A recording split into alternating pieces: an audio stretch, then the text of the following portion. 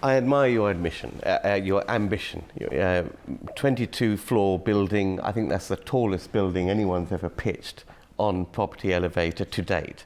What I wanted to get to, because we're talking here about a 25 million build cost to build 307 apartments, 11% interest per annum, and you're saying we're going to deliver it in 18 to 24 months. That requires a serious level of experience. Kirk, hello and welcome to Property Elevator today. Oh, I'm so excited to be on the show. Thank you for having me. Oh, it's brilliant to have you. So tell me firstly a little bit about the history and the backstory of you and property. Do you have much experience at all? Yeah, so I started off in property about 10 years ago when I left the military. I was in the army for 10 years, and when I came out I started working as an estate agent actually. And then since then I've started on my own property journey, buying properties for myself for my own portfolio. Okay, well good luck. We're going to send you up now and I will chat to you when you get back down, but I hope it's a good result for you. My fingers are crossed. Thank you. Take the stairs.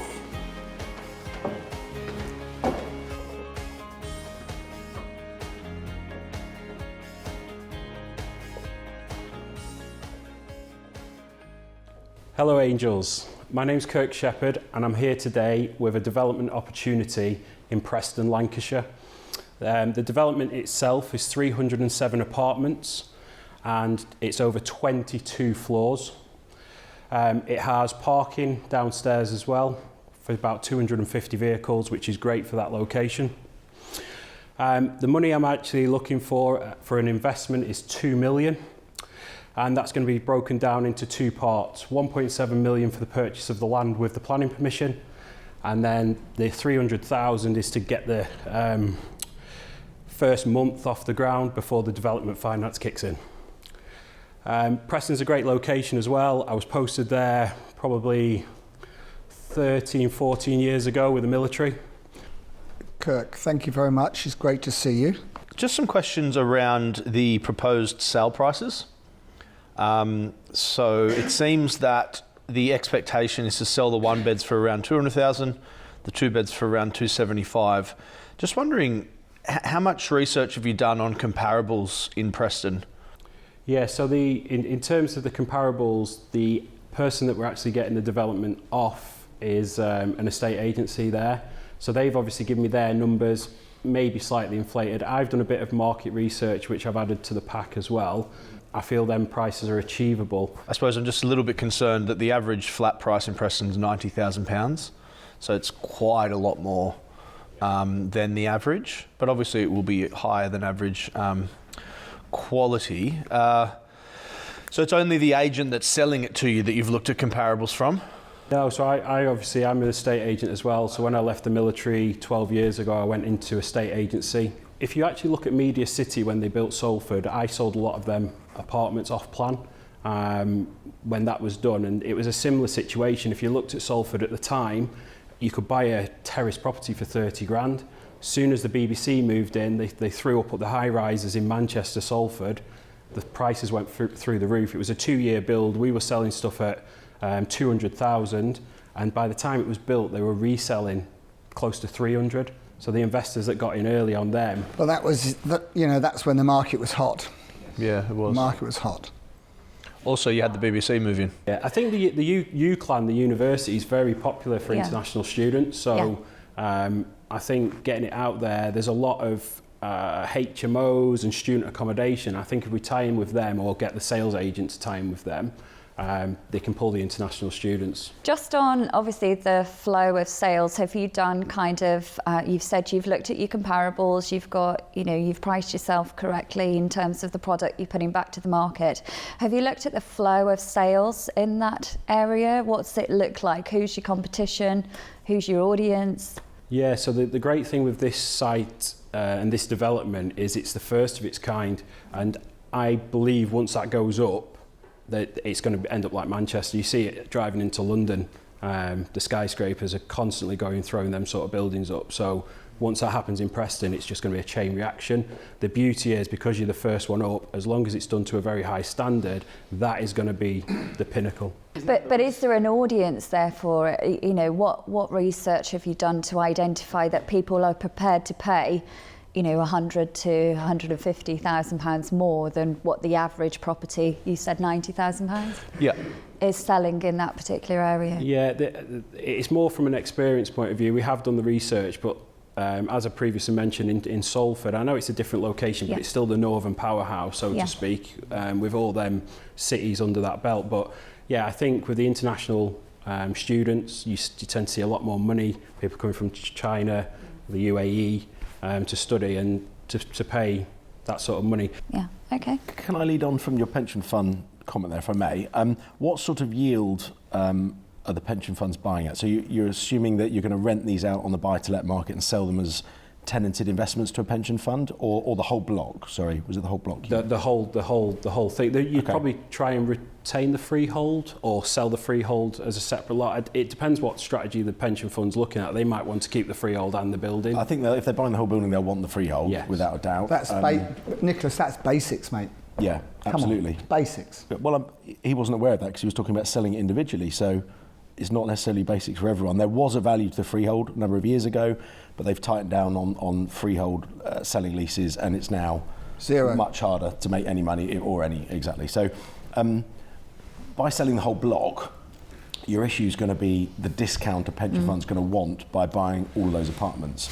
It's going to be at least 10%, but it could be more. And on a site of this size, the percentage profit margins are sometimes less than, you know, £1 million commercial conversion, where you might be lucky enough to get 20 to up to 30% return on GDV. But here, it might be a little bit less percentage, but the cash value is still going to be huge. Ranjan. Kirk, I admire your admission, your ambition. 22-floor building, I think that's the tallest building anyone's ever pitched on Property Elevator to date. What I wanted to get to, because we're talking here about a 25 million build cost to build 307 apartments, 11% interest per annum, and you're saying we're going to deliver it in 18 to 24 months. That requires a serious level of experience in doing these mega projects. That's why he's here. And I just wanted to know a little bit about your background in that area, in delivering projects of this size. Are you struggling to find your next commercial to residential conversion project? Well, over the next 2 years, virtually every UK bank branch will close. Banks are fabulous buildings in prime locations, and thanks to permitted development rights, they're really easy to convert to alternative uses under a light touch planning regime. My team have put together a list of over 500 UK bank branches which are poised for imminent closure. And for a limited period only, you can download this list absolutely free.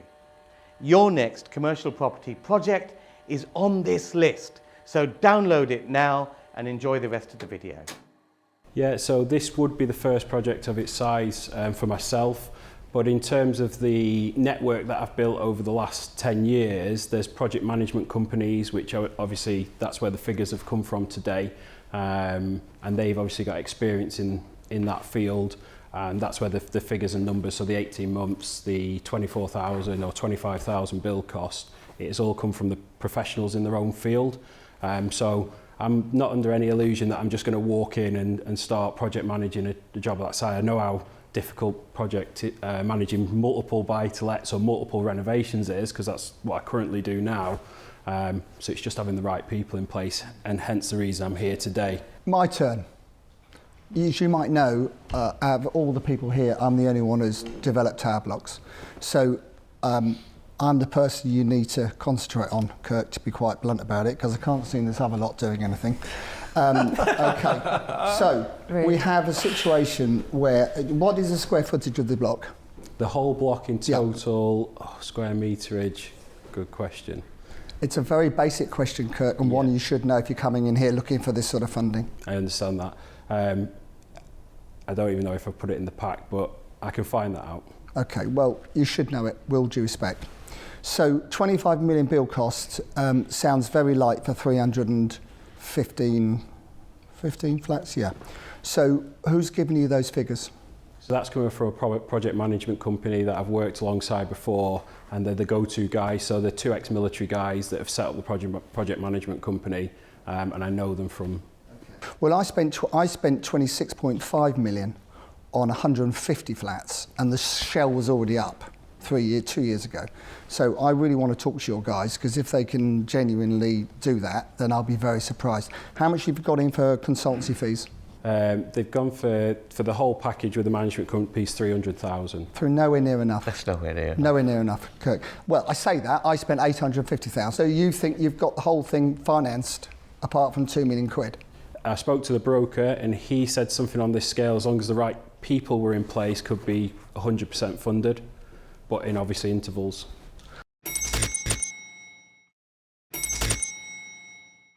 So really admire the fact that you've come in with a deal of this size, with the ambition that you've got, and pitched it in the way you've pitched it, and you've pitched it very, very well. Going back to the size of the scheme and what you're looking to do, a scheme of this size really needs the collaboration of a whole team of experts, whether it's architects, M&E, whether it's structural engineers, lenders, investors, developers.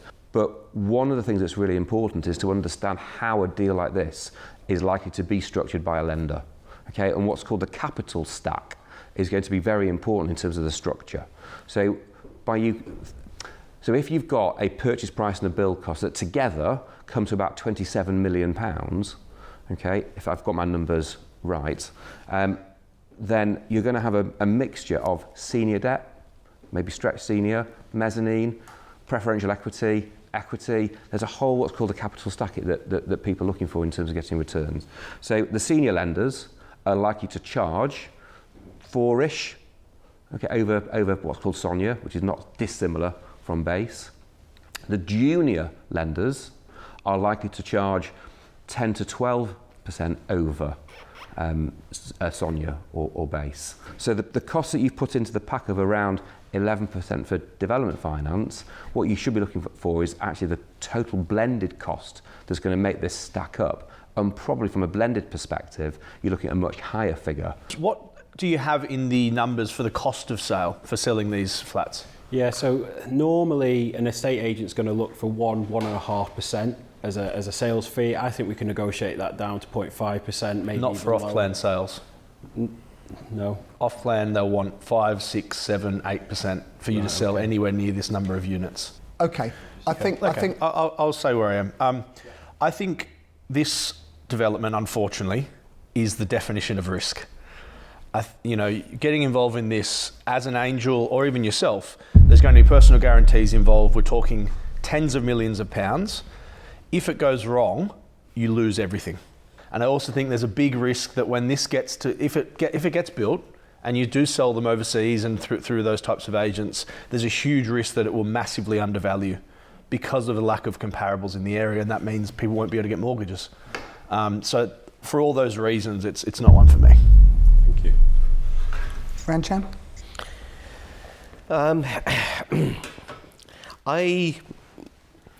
I honestly don't have faith in the figures.